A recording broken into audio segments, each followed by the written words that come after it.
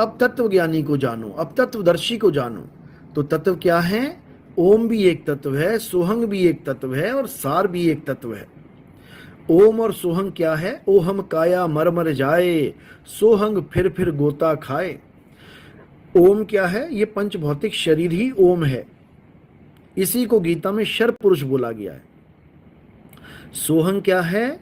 सोहंग जीव है, ये जीव तत्व है।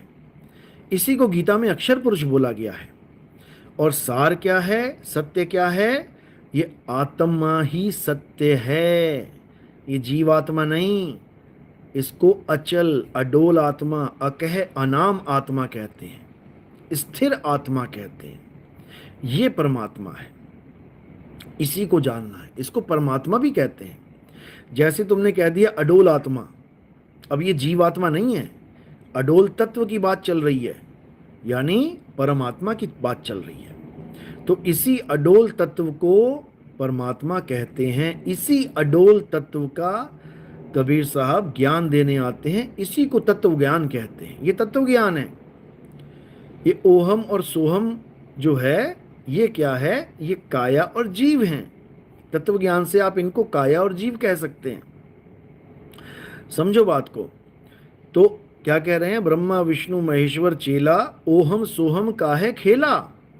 यानी इस दुनिया में जितना भी खेला चल रहा है, जो भी आदमी आपके सामने है, जो भी जीव आपके सामने है, देखो क्या खेला चल रहा है।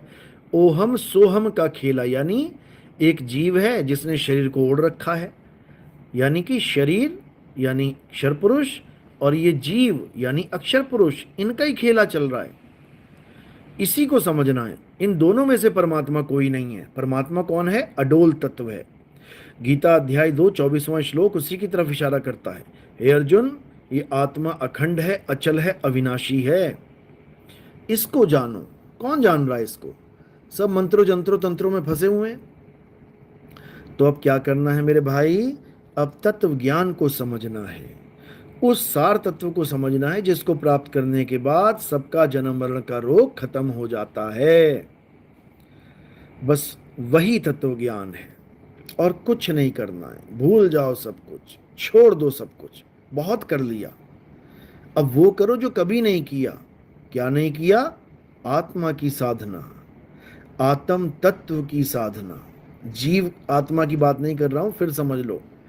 परम आत्मा की साधना, अडोल आत्मा की साधना, अचल आत्मा की साधना, उसको जानो।